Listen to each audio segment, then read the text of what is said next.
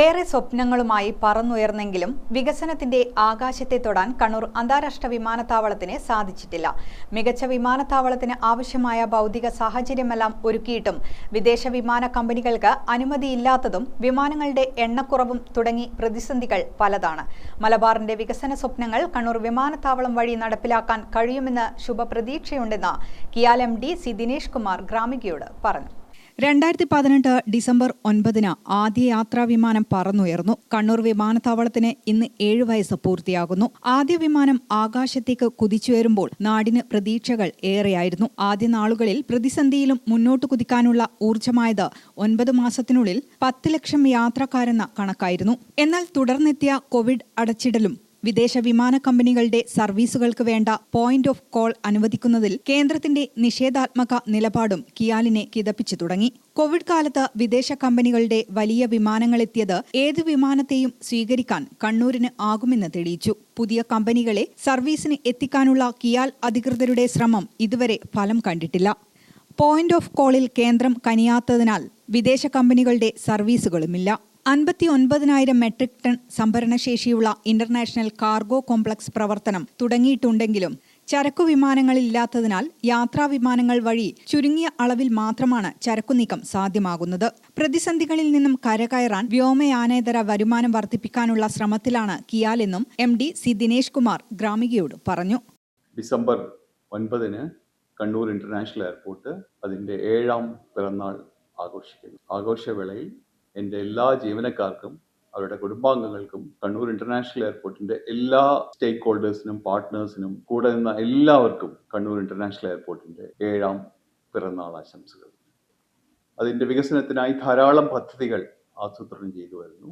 4 മെഗാവാട്ടിന്റെ solar പദ്ധതി ഈ ജനുവരി അവസാനത്തോടുകൂടി commission. മാത്രമല്ല നമ്മുടെ ലാൻഡ് ലീസ് ചെയ്തിട്ടുള്ള പെട്രോൾ ബങ്ക്, ഭാരത് പെട്രോളിയം കോർപ്പറേഷനോട് ചേർന്നിട്ടുള്ള പെട്രോൾ ബങ്ക് പ്രവർത്തനം ആരംഭിച്ചു കഴിഞ്ഞു. ഇതേ മോഡലിലുള്ള ധാരാളം പദ്ധതികൾ കണ്ണൂർ ഇന്റർനാഷണൽ എയർപോർട്ട് ആവിഷ്കരിച്ചു വരുന്നു. ഭാവിയിൽ എയർപോർട്ട് നമ്മുടെ നാടിന്റെ സ്വപ്ന പദ്ധതിയായ ഈ എയർപോർട്ടിന്റെ വികസനവും അതിലൂടെ ഈ റീജിയണിന്റെ ഒരു ഗ്രോത്ത് എഞ്ചിനായിട്ട് പ്രവർത്തിക്കാൻ പറ്റുന്ന രീതിയിലുള്ള പ്രവർത്തനങ്ങളും അതിലൂടെ ധാരാളം തൊഴിലവസരങ്ങൾ സൃഷ്ടിക്കലുമാണ് നമ്മൾ വിഭാവനം ചെയ്തിട്ടുള്ളത്. ഇതെല്ലാം ഈ കണ്ണൂരിന്റെ ജനങ്ങളുടെ സ്വപ്നങ്ങൾ ഇതിലൂടെ സാക്ഷാത്കരിക്കാൻ പറ്റുമെന്ന് നമ്മൾ ആത്മാർത്ഥമായിട്ട് വിശ്വസിക്കുന്നു. ഈ കൂട്ടായ പ്രവർത്തനത്തിലൂടെ ഇത് നമുക്ക് നടപ്പിലാക്കാൻ കഴിയും. എല്ലാവർക്കും ഒരിക്കൽ കൂടിയുള്ള 7ാം പിറന്നാൾ ആശംസകൾ. Convention centre, business class, hotel എന്നിവ വിമാനത്താവളത്തോട് ചേർന്ന് സ്ഥാപിക്കാനും കിയാലിന് പദ്ധതിയുണ്ട്. ഹജ്ജ് ഹൌസിന്റെ നിർമ്മാണ പ്രവൃത്തി ജനുവരി 1 ഉദ്ഘാടനം ചെയ്യും. 2024-25 വർഷം 13.64 ലക്ഷം യാത്രക്കാരാണ് കണ്ണൂർ വിമാനത്താവളത്തിലുണ്ടായത്.